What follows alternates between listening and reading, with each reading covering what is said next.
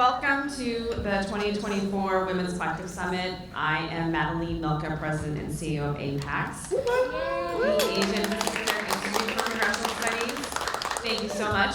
We're so excited to be here in Seattle, Washington this year. Before we begin, APAICS would like to acknowledge with respect that the land that we are on today is the traditional and ancestral homelands of the Coast Salish peoples. This was a site of trade, gathering, and healing for numerous native tribes, and we recognize the indigenous peoples as original stewards of this land and all of the relatives within it. So the Women's Collective was created in 2019 with the intent of empowering Asian American, Native Hawaiian, and Pacific Islander women to run for office and step into leadership roles in public service. And over the past 6 years, this community of strong female leaders has grown, and our collective power has grown with it. And this year's APAICS' 30th anniversary. For those of you who do not know, we were founded alongside the Congressional Asian Pacific American Caucus, otherwise known as CAPAC, which is comprised of all of the Asian American, Native Hawaiian, and Pacific Islander members of the United States House of Representatives and the United States Senate. So this was a milestone anniversary for us. And we were co-founded by former Secretary Norman Y. Mineta and former delegate to Congress from Guam, Robert Underwood.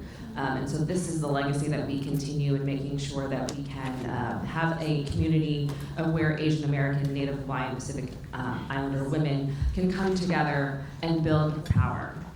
So over the next few days, we have a variety of panels and breakout sessions that are intended to help you develop the skills necessary, such as fundraising, allyship, compromise, and management. We hope these conversations leave you with resources and tools to take back to your local communities. We'll hear from elected officials, strategic advisors, and insightful leaders who can help with the process of entering public service. For the summit's full program, please download our guidebook through the app, which is also available on both Apple and Google Play. You can also find the program book on our website at apaics.org. Outside of the room, you'll find a QR code, and that will allow you to go directly to the guidebook app itself. So this summit is intended for you to form meaningful connections with the people in this room. This is your community. You'll notice that there are note cards for you to use over the course of the next 2 days. And these collective notes are a place for you to record words of wisdom, insights, and thoughts from the event. So you'll find them outside of the room. Feel free to collect as many as you like to take notes with you while you're in this room or in the other breakout sessions. You can use the notes to catalog your own thoughts as well as exchange them with one another to provide words of wisdom and encouragement. We also have a collaborative Women's Collective Spotify playlist, and so we invite you to join us in helping us set the tone for the summit, because we all know how much music can really set a mood. So we want you to be a part of creating that with us.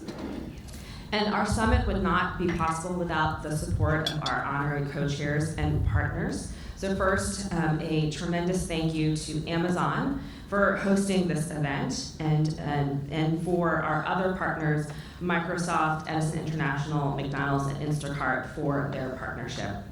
I'd also like to thank our facilitators, panelists, and gift bag sponsors for their time in supporting as well as training all of us here today. So now, before we begin our first panel, I'd like to welcome one of our summit honorary co-chairs, Washington State Representative Vandana Slatter, who represents Washington State's 48th District Legislative District. Let's give her a warm welcome.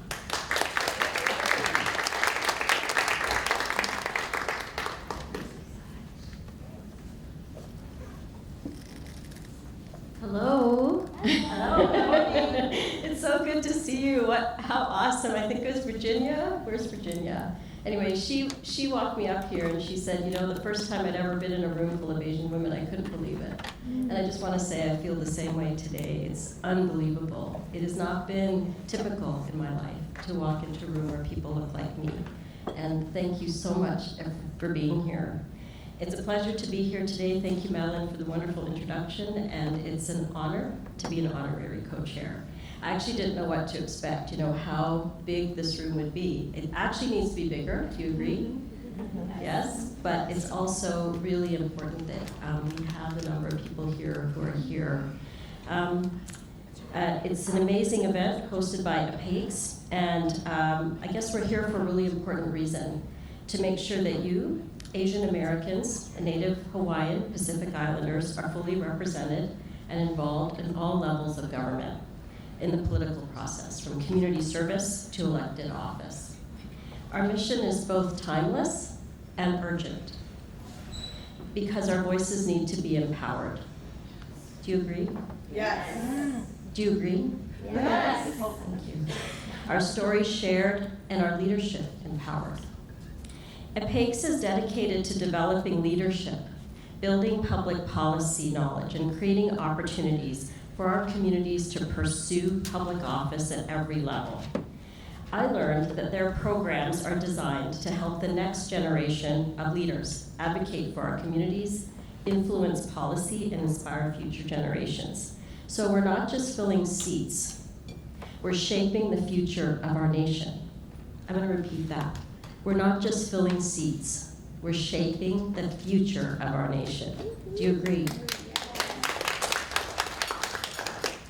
So today, let's remember this work is about more than just representation.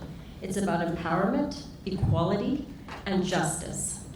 It's about making sure that every child, when they look at their leaders, every child in our communities, thinks, hey, that could be me. On a personal note, this is my first time attending this gathering, and it's very meaningful to me. I'm the first Indian American, South Asian woman elected to City Council and the legislature in my district. My journey was inspired by my parents, who chose to immigrate from India to the West, to actually Canada, where I grew up, so I'm an immigrant here as well. And they, even with the challenges of moving to build a new life somewhere else, they were incredible community leaders and my role models. I still did all the things that you do as an Asian woman. I went to university and I became a pharmacist and then a scientist. I did that whole career before I ran for office. So what I didn't know is that I actually had political DNA, like my ancestors, there's political DNA there too. And I learned that my grandmother was the first woman to go to college in her town. And my aunt actually ran for mayor twice. One once, and then re-elected in a town in India. And I actually did not know that until I ran for office when I was in my 40s.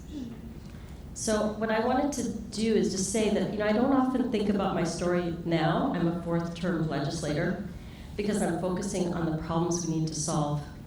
But each of you brings your own story, your own ancestors, your own history, the experiences. And I just want you to know that these are strengths that can sustain and support you when you're doing this work. It's really important to take that incredible history that you bring with you. You carry them with you every day in every room you walk into. And it's something that has given me a lot of strength. Because it's not just that will support you, but it's a diversity of thought that you allow yourself to absorb from your life and your family. And that diversity of thought can meet the deep challenges that we're facing today. And we absolutely need it. It's vital. Because we need you, our children need you, and our democracy needs you. So in the words of Rabindranath Tagore, and I think about my good friend from Senator Das, Bengali, he's a famous poet, Nobel laureate, you can't cross the sea merely by standing and staring at the water. We must take action, step forward, and continue our journey toward a more inclusive and representative and just society. Because this fight is more than just about politics. It's about our autonomy, our dignity, and our future. Our rights are on the ballot. Not just this year, but every year, but especially this year. And together we can keep working to make sure that everyone has the freedom and power to make decisions about their own lives. Thank you for being here. Thank you for your passion. I know it's there, and commitment to this cause. I'm really excited to work with all of you to create a more inclusive and representative democracy. Thank you. Vandana is so well, put together. She has all the remarks and all the great touch points. So I'm looking at my own remarks, and rather than just being repetitive, I want to be in the moment. And I was driving in this morning, and Dolly Parton's 9 to 5 comes on. I'm 51, and I've got booster seats in my back seat because I'm going to run and go pick up my godkids after this. I'm thinking to myself, we're all should just take a moment and just be thankful that we're here today. Yeah, and to appreciate yourself too. I'm an introvert, and so it's like, okay, I gotta really put myself together for you today. And the idea of all just being curious and wanting to work together, because honestly, what society's missing is the ability to convene, the ability to come together to talk about controversial, hard topics, to think it through, to actually not have the same opinion, but to actually be like science, where you're kind of looking for a good set of recommendations or ways to understand things better. I also want to say that I think we deserve to take a moment to appreciate that we're doing so much unpaid caretaking. As an Asian woman, I don't know about you, but there's a lot of caretaking happening by a lot of our people in our communities. And so if you're doing that, you deserve a round of applause.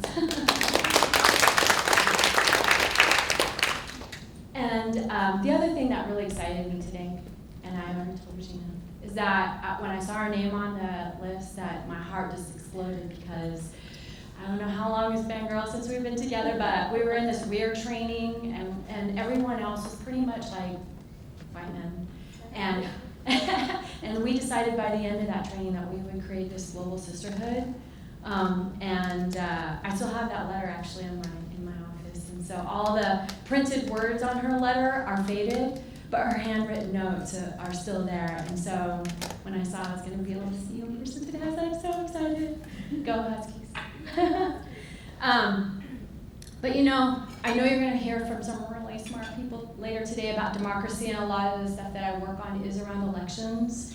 And our communities are the ones that fall so victim to false and factual data, to Asian hate crime that silences their voices and their ability to want to join folks on the street to protest or to talk about issues that they care about.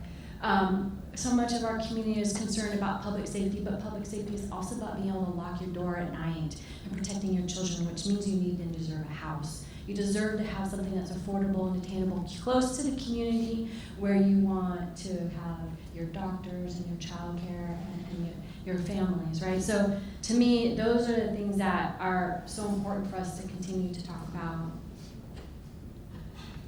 I also want to pay recognition to our elders. 1 in 5 will be over the age of 65 by 2030. And while we oftentimes, especially a lot of our nonprofit organizations, want to support our young, our youth, our children, a lot of times our elders are being left behind. It's not as sexy, it's not as easy to talk about our elders, yet they're the ones also, when you think about the electorate, who are getting confused about who to vote for, why to vote for, to even vote. To get out into these community settings and to really meet other people with different ideas and different ways to think about things and to not be scared. But also think about they're in this really large house and they really should go somewhere where it's small and close to other people and they can waddle downstairs and do puzzles and argue and do all those great things that actually makes our elders happy.